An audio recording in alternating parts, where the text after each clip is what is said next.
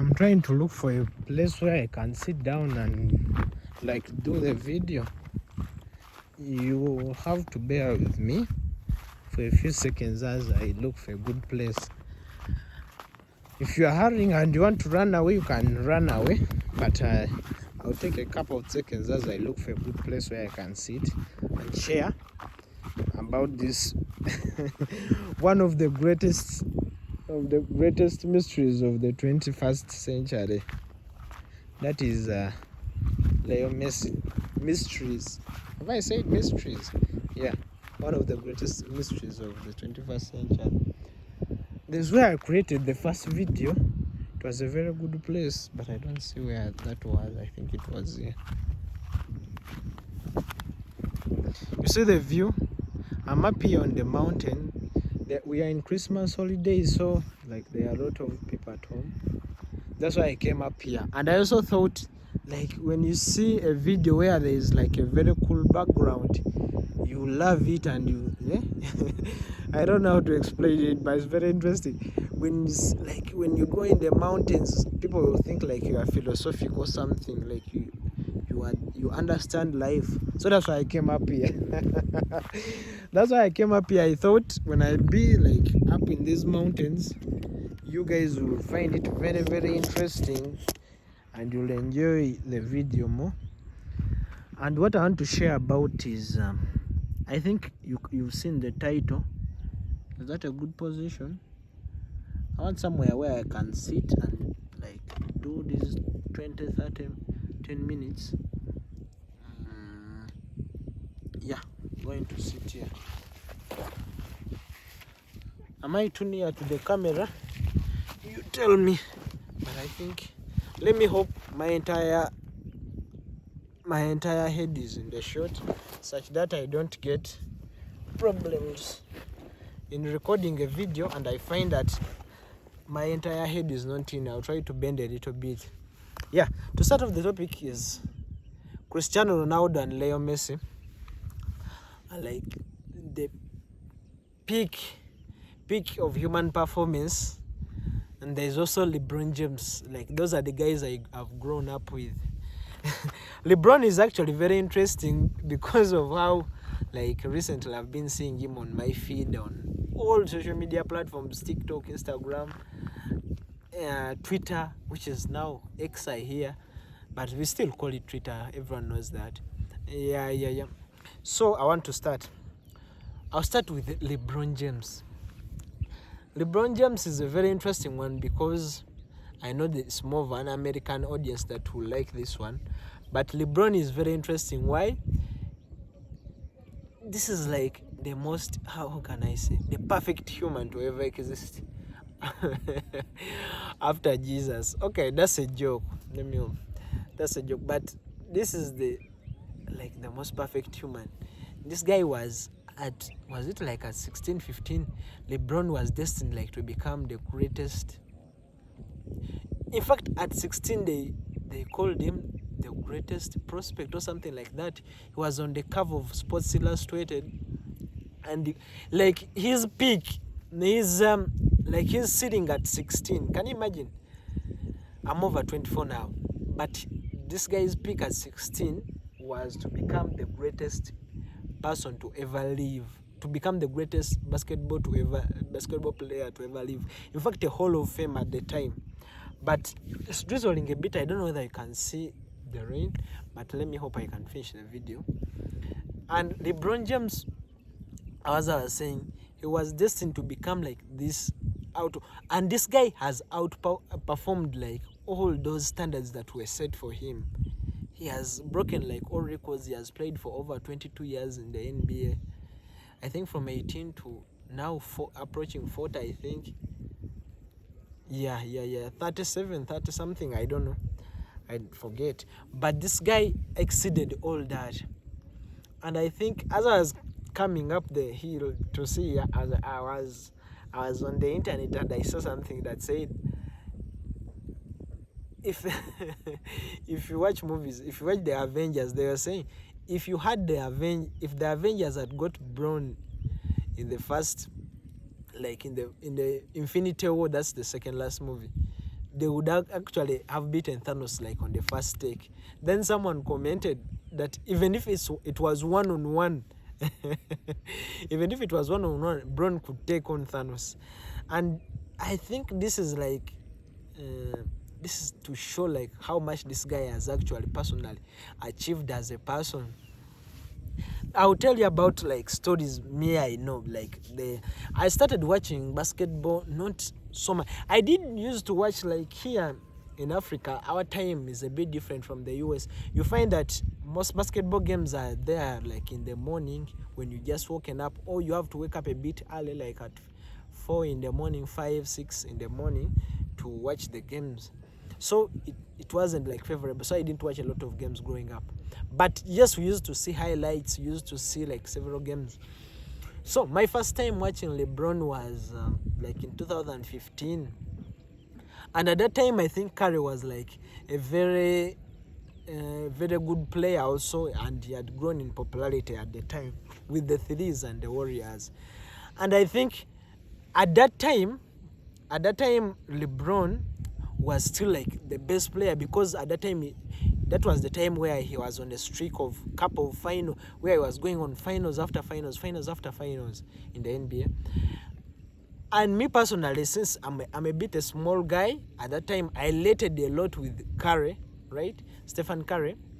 And I liked Curry so much. So when you like Curry at that time, you couldn't love LeBron. And I hated him so much at the time. And I was saying, nah, he's not really that good. The East is weak. Because the East has always been weak. That one is known. The East has always been weak. That's true. That's a fact. But I used to over-exaggerate it, saying, this guy, there's nothing he does. He plays these easy teams in the East and is able to go on several finals. That's why like he's very, very successful. But you see, when you actually watch right now the games and see, you see it is not actually very simple to reach on the finals. Because the Celtics, this is 2024, the Celtics have just won their championship. You see, the Celtics have been like the top team for the last 4 years from 2020. But you see, they've only reached only once in the finals, I think. These ones that they won. And it's the only time they actually won. They actually reached the finals. And the East has always been weak. They've been the best team. But just reaching the finals is so hard that they've only reached there once. And it's very interesting. Then I was still telling you about 2015. So 2015, that's when the Warriors won their first championship. I was very happy. Then in 2016, that's the comeback season. That's the comeback. And I remember, I used not to watch the games because at that time we never had, but we used to check the highlights and like follow the games. You wake up in the morning, go check the internet to see how the game ended. The Warriors, I think, first won the first, was it? Yeah, they were 3 up. Then I think this guy said something, Klay Thompson. That's when the game changed. Then LeBron said something. I normally forget what he said. He asked, I remember the interviewer told him, Thompson said this, like we hurt his feelings or something. Then he said, is that what he said? You saw a beast in it. You saw like this guy was going to change everything. And personally, I do believe that motivation like Braun had in 2016, if he got that kind of motivation throughout 2010 to 2016 there, before the Warriors got KD, Braun could have won each of those finals. To me personally, I think, because all those teams he was playing against, of course they were good teams. I won't say they weren't good teams. And even in 2016, there was a lot he had to change. But I think motivation that he had at that time, Braun could have done anything at that time. Because this guy was like at the peak of his powers. He was, don't tell me Thanos. Braun at that time, he was peak human performance you could ever expect. Yes. And this guy had matured at that time, because even there's the thing where like Kyrie, I don't want to take anything away from Kyrie during those series, because Kyrie scored the winning shot during those series. But you'll see that Braun with that iconic block, Braun with several plays. This guy was doing this guy this each possession, it's like how Nikola is actually at this point. Each possession LeBron had to touch the ball, and at each possession he had to do a lot of stuff to actually influence the game. He was resting like for 3 minutes the entire game. He was influencing the game in things. You see, a superstar player is not actually in fact, it's not actually only in sports, but a superstar at any given moment in time. That's why, like, we respect elders so much. A superstar or a leader at any time, there's a lot they influence that is not even tangible. And Bron, by actually being on the team, there's a lot he was doing. This is not glazing, but if you go back and watch these games, this guy was calling plays. This guy was doing a lot. Don't talk about 2018 Bron. 2018 Bron first, nah. There's a lot I can even try to explain. But Bron at that time, hey, what am I seated on? Have I broken the phone? Bron at that time.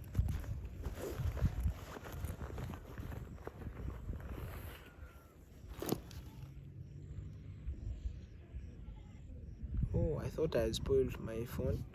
There's this old phone I have. It's what I was checking. And Bron at that time, sorry about that, but Bron at that time was so influential and so powerful that he could affect like all facets of the game. And I think that's why you find that, you see, there is also, I can't talk about Bron and not talk about like that, their rivalry with MJ, right? And I'm coming to that. LeBron at that time is very interesting because the conversation with MJ, the MJ is again also very different. Why? The conversation mainly when they are trying to compare MJ with Bron, people like talk about how much Bron has achieved in terms of like stats, finals, things like that, and they try to downplay like Michael Jordan's rings with things like skill set. They will say like there are very many weaknesses. They say like he had better teammates or things like that. But one thing I can tell you like about a superstar player winning championships is, even with the limited skill set, when I'm a superstar playing, that was going to be very bad. But let me try to explain this one.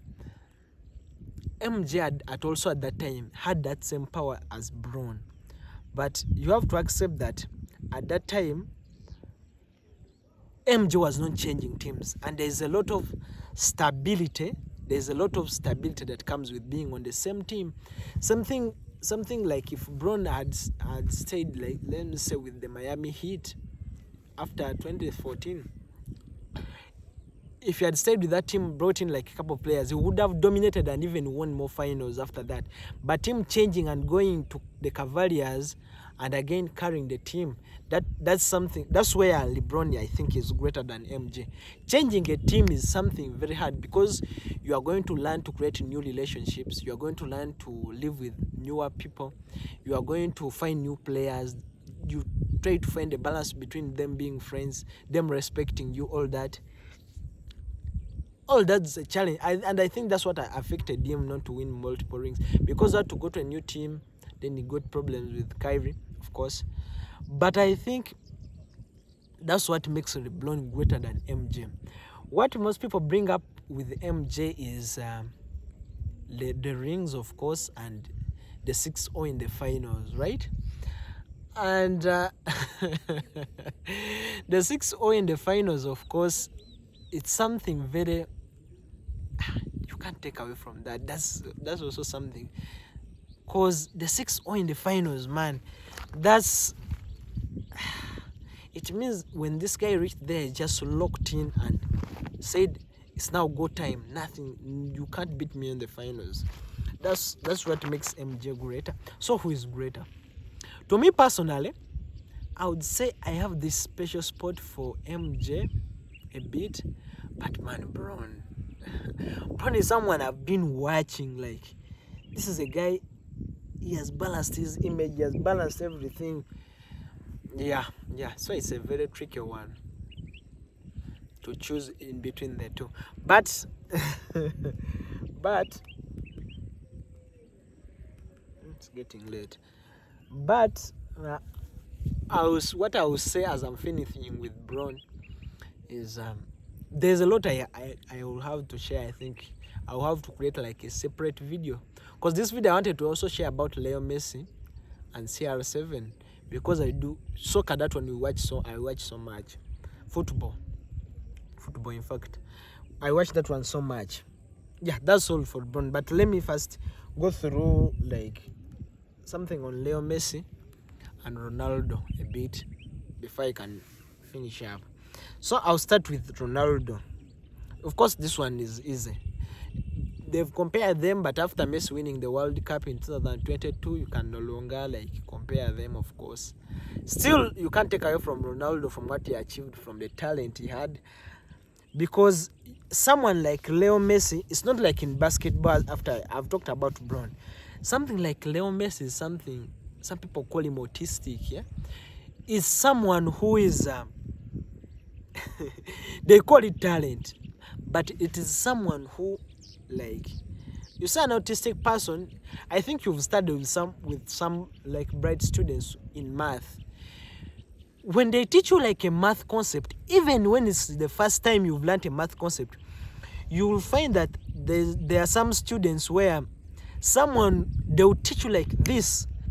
Most people do say that these guys read ahead or things like that, but there are times where they will teach you something. In 2 minutes of a teacher talking about a concept, this kid has already understood something in a way you can never understand. I think that's how simple I can try to describe Messi. Space, time, this is someone who understood those two concepts, like spacing and time in football. And I think these are the two defining concepts of football. And Leo Messi, if you watch his games, you see that at times if it wasn't him being human, this guy would have won each game he played and scored like 100 goals in each game. But being human, you'll find that you'll find weakness, you'll find limitations, you'll be taken down and things like that. You face challenges and you'll be taken down as a human. But if it wasn't for that, this guy could achieve like unlimited full potential, like you can't even understand. Why? It's because me personally, when I watch Leo Messi play, this is a guy that will play. You see that when he plays, most of the things they do, they are things that they've done before.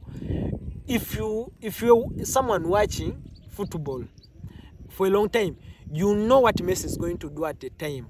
You'll have like a concept of something he's going to do, an idea of something he's going to do. Why? But the way he does it and how fast he does it is impeccable, because he'll play 1-2, right? And you know where he's going to be.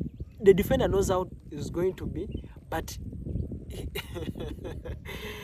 when I'm talking about athletes, it's very interesting because these are people that understand something. So these are people that are out of this world. I'll go through a bit of his career. I want to go through the first years. I'll start with 2009. After 2008, after Ronaldo won the Ballon d'Or. So going to 2009, they brought in Pep Guardiola. Of course, Pep Guardiola's concepts influenced a lot on what he could actually achieve. Yeah, you can't take away from that. That's true. That's why he was able to achieve. That's one of his greatest years of success. At him with Guardiola, the greatest success of Barcelona with that Barca team of Xavi and Iniesta. You can't take away from that. That's why you say they helped him a lot. But he was like the influence of everything that went forward with it. You can't take away also from him, because what Guardiola also understood football at the level that Messi understood it. And by actually combining them, this was like peak human performance in football you've ever seen. Because I actually didn't watch a lot of football at that time, but I've just watched multiple of those games and highlights and how people have talked about these games. And I think this was the greatest football I've ever watched. Messi, of course, there was a lot of success for him. I remember even like after Guardiola leaving, that's when he started growing fat in 2011, 2012. Guys, even there's that, I can't even go without talking about that 91 goals calendar year, where this guy scored 91 goals. Can you imagine such a thing? Unprecedented 91 goals. This guy achieved success. At that time, he even started growing fat because he was becoming lazy a bit. That's why I said that these are things that limited him a bit. Then they brought Neymar. He got back in shape. He was knocked out of the Copa America. Then he again revamped himself again. Then after 2015, they won the Champions League again. That was peak Messi again. Then from that, there's that period from 2015 to 2019, where this guy went on like having 63 GA, over 60, 70 GA, like each season, winning. But I remember that time he never even won a lot of Ballon d'Ors, but there was a lot of success for him in La Liga. That's why he won a lot of La Ligas, because this guy, you couldn't prevent him. Like even human limitations like hard work and things like disappointment couldn't influence over him over like 38 game run. That's why he never won a lot of. That's why personally I believe Messi never won many Champions Leagues, because this human element of us, like these are single games. These are games where you have to win each game. That's why tournaments were harder for him to win. That's why it took long to win like the World Cup, because these are games where you don't have to face any problems. Everything should be in line for you to win like a tournament. You must be fit, your players must be fit, defenders must work hard. You don't have the luxury of losing a game like over 38 game run. That's why like Messi won a lot of La Ligas over Ronaldo, because this guy was far better. And over 38 game run, you couldn't, of course. He would lose a couple of games because of human limitations. But of course, over 38 games, you couldn't compete with him. That's not taking away from Ronaldo, but of course, over 38 games, you couldn't compete with such a guy. Why? Because, as I said, human limitation could limit him for a few games. That's why tournaments were harder. A tournament you required to win each game, but one game will come, you will face problems, your wife will give birth, you argue with your wife at home, things will not go your way, you come disappointed on the pitch, things like that. But over 38 games, I might have that problem today, but over the next 37 games, you won't be able to compete with me. That's why Guardiola concepts have also been working for over years. That's Lionel Messi. And I'll talk about 2022 World Cup. Me personally, I know Messi is this great, but I've always had a soft spot for Ronaldo because I'm a United fan. And in the 2022 World Cup, I knew this was this guy's last World Cup. We've been like hating on him. This is our last time. If we hate on him and he loses this time, surely there's no way this guy will become immortalized. Because I knew one thing: if Messi won the 2022 World Cup just like he did, it will be fully stamped. Because the World Cup, it was like the main arguing point where we would say, no, this guy hasn't won a World Cup. Of course, we all understand that. But after winning that World Cup, you knew he was going to become immortalized like a god, a small god or something. People pray to, footballers pray to, like, to understand football. And going the 2022 World Cup, I remember I was at university there. I remember I watched the first game with my friend, Isaac. So we watched the first game, it was during lunchtime, because time is different everywhere. Here in where I watched the game, it was during like around 3-4 there. We hadn't had lunch. So we watched the game. I remember he lost 2-1 against Saudi Arabia. And I remember the happiness that filled our hearts at that time as we headed him at the time. This guy played so well in this game. In fact, at that time, Messi was old. He didn't play that well, but there was a lot of things that limited him, and we were very happy. So going into the second game, I remember in the entire that World Cup, I was watching Messi games, like half of them, because I used to get disappointed in the middle, then leave. But I didn't enjoy his greatness a lot during that 2022 World Cup, because I hated that he was going to win it. I felt it so much that surely everything was going his way, because this is why Messi is so great. This guy won so much games at this guy got so much things to, like, so many things favored him that we even started saying that FIFA favored this guy. That shows you like how much a person has achieved, like how much great a person is. If you see, let's say, politician, then you say this guy is so lucky, or things like the government is working for him, or you start coming up with the conspiracy to to make something that you know that something is great. I got confused there. If you start coming up with conspiracies to say that something great, like, is because of something, you start coming up with the reasons, like it's because of this FIFA created penalties for Messi. You know that is something very, very, very great. And I will explain why. Because Messi got so many penalties, like 5 over 6 over the course of 6 game matches, or like 6 over 7. I'm a bit confused on that. And you could even think like FIFA was setting up things for him, because there was that game. Then in the second game, was it the game against Mexico, or Mexico was the last game? Mexico. Then there was that Mexico game in the group stages. He scores that stunner, that 1-0. That goal in the Mexico game, that's what really describes the entire Messi's career. Because Messi always tries to play with the team up to 70-60 minutes, try to play with the system, with the flow of the game.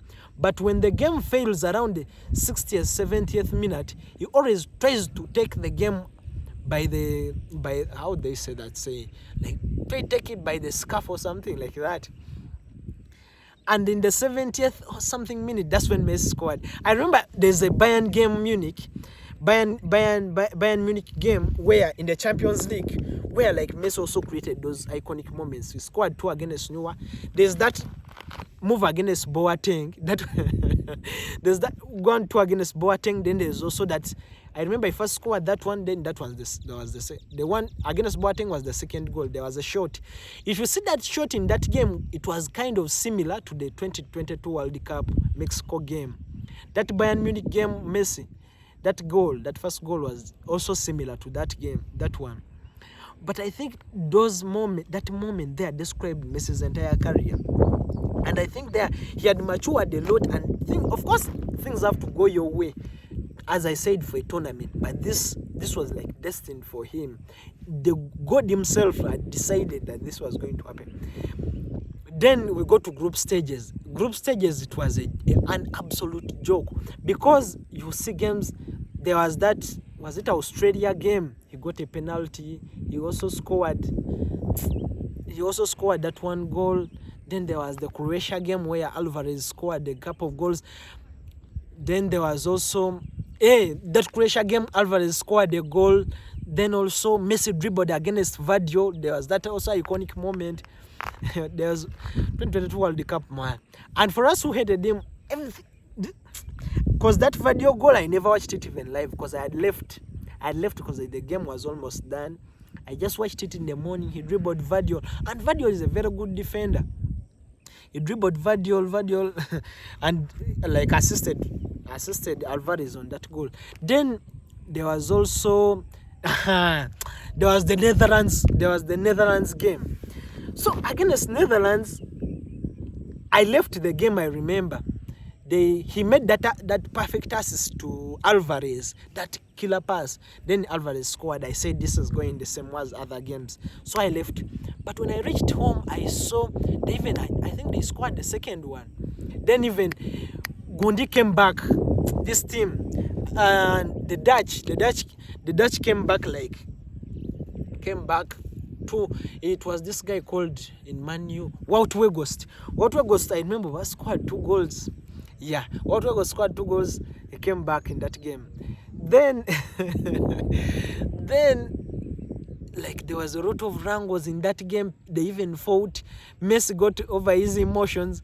They went to penalties. This time, that was the game where I believed like Messi was going to lose. Then I can't talk all about that before. I had to go the final. This is the last thing I'm going to talk about. The 2022 World Cup final. This was peak sports entertainment, I would say. Of course, the final, that one I watched the entire 90. But I watched it with my friend. I have a friend called Sadat. That's the guy I watched it with. I remember this so vividly because this was peak life. Do you know, like the highest happiness you could ever feel as a person? This was the one. And I think during that final in that World Cup is where it was very good. So Messi, Upamecano marks Messi plays that through pass, then the guy plays the path. No, that wasn't the first goal. That was the second goal. No, the penalty I think was the first goal. Dembele causes the penalty. I don't know which one. I'm getting confused. But Dembele fouls Di Maria. Messi scores the penalty. No, that was the second goal.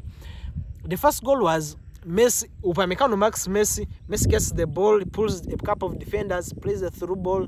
The other guy gets the ball. As it McAllister, he passes to Di Maria. Di Maria scores the first goal. Even cries, I remember. Was it the second or the first? I'm getting confused on that. But also, then they foul Di Maria. Messi scores the penalty. We all think it is over. We couldn't believe it. But that's when also Mbappe was going to create a name for himself. Little did we know that Mbappe was going to create the greatest World Cup moment. So Deschamps, that's the coach of France, makes this couple of substitutions, right? Makes this couple of substitutions. I remember I removed Giroud. Giroud came out. It was who Griezmann stayed in. Giroud and Dembele came out. They put in Kolo Muani, and Marcus Thuram. So game goes on. Yes, France plays well in the second half, but I think Argentina is confident. Surely 2-0, we are winning the game. Around 80th minute, they foul Marcus Thuram. Mbappe gets first penalty.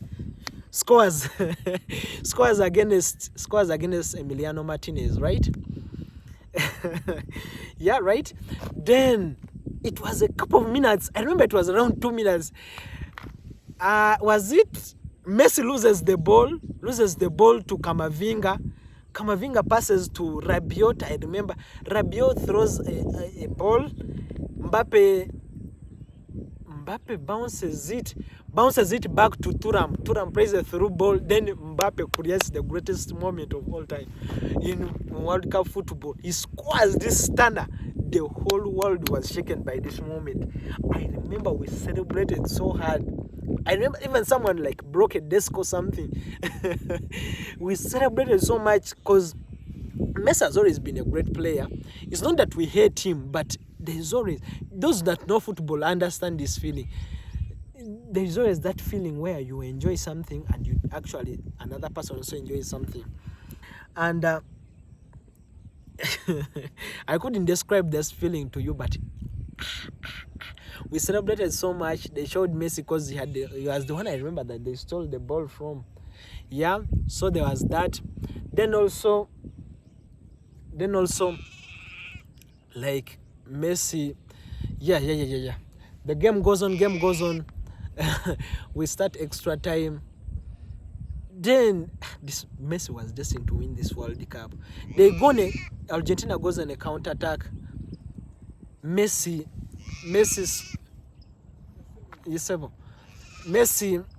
I was saying hi to someone. Messi, I got confused a bit. Argentina goes on a counter attack. Messi follows the ball. He plays, is it a through ball to this guy in Inter Milan? What's his name? Yeah. So they make a shot, then Messi on the rebound scores the goal. I remember it just crossed the line. It didn't go like to the net. Messi scores the winner. Surely this is the winner. But little do we know Mbappe was going for a hat-trick. Then Mbappe gets a hat-trick. Yes, I did enjoy that moment, but it wasn't as the second goal, the equalizer. Yes, scores, but we know it's all going to penalties. But I remember there was that one moment towards the 120 minutes. There was the Kolo Muani miss. That Kolo Muani miss towards the end. And at that time, we never felt it as a big chance as we now feel it. Muani misses that through ball. They play through ball to him. Instead of like chipping the ball or playing a through pass to Mbappe, who maybe might have been offside, Muani hits the goal. The ball comes back. We surely miss. Then there was also, towards the last minute, Mbappe gets the ball, dribbles a 1-2. Then he was going to make a shot, but I remember there was someone who like tapped the ball or something. Then you see, football is a game where there are like these several moments where people don't actually understand and feel these moments, but there are very many moments where a game can shift. That's why we love football, because it represents our entire life fully. That's why I enjoy sports, because these little moments can always change your life entirely. And this was one of the moments. Mbappe, someone taps the ball, Mbappe misses. Of course, we all know what happened. The penalties. Someone scores the last penalty, Messi wins the World Cup. Even creates a post, most liked post on IG. Yeah. I think after that World Cup, that's the must even be. He goes to America, he becomes like this idol in America, right? Yeah, that is it for Messi. But before I forget, I also want to share about Ronaldo. Since I've shared about Messi, you can think I've forgotten about Ronaldo. Has also been interesting. And Ronaldo, we've always all loved him because there's something about Ronaldo that represents like very like peak masculinity or something like that. That's how most people try to explain it, but I do believe it's actually true. But it's actually something we love about him. So Ronaldo is not like this Messi guy who was built with this brain that understands like spacing. But he has actually someone who has always. Do you know how you work hard at something? Like me, I'm trying to create content. I'm actually not the best in the best situation, like good English, all that. But Ronaldo is someone who has actually had a couple of weaknesses here and there, but has actually used the things he had to achieve very, very great success. Imagine 5 Ballon d'Ors. People actually weaken the Ballon d'Or and say it's not something very great. But actually winning the Ballon d'Or and Ronaldo having 5 Ballon d'Ors should show you like how much this guy has worked hard. And being able to compete with Messi and people feeling that you are worthy and actually better than Messi in some years. He was better than Messi, you have to agree. There were some years where in terms of performing at a level, he was actually performing better at a couple of years than him. There was that 2016 Euro run. That one, I couldn't share like everything about that Euro run, but it was very entertaining for us. Where that shows you like what a tournament is. A tournament is something so hard to win that everything has to go your way. That Ronaldo in that tournament, a lot of things went his way. Even got injured. Eda scored the winner in the final. Ronaldo scored those 2 goals. I remember there was that Rabona in the 2-2 draw in the group stages. Yeah. And then there was Nudo here Ronaldo against Bayern Munich. Ronaldo is also an interesting character. Then there's Ronaldo against Atletico Madrid. I couldn't forget to talk about that. Those who understand it. Ronaldo against Atletico Madrid. Ronaldo in Juventus against Atletico Madrid. That was a whole new level. There was Ronaldo in Real Madrid. Then there was also there are very many Ronaldo like moments. There's 2018 Ronaldo, big Nudo here Ronaldo, Ballon d'Or Ronaldo. There's 2013 Ronaldo for Mourinho, where they got 100 points in La Liga. There was Ronaldo is also a very influential guy. Yeah, very interesting.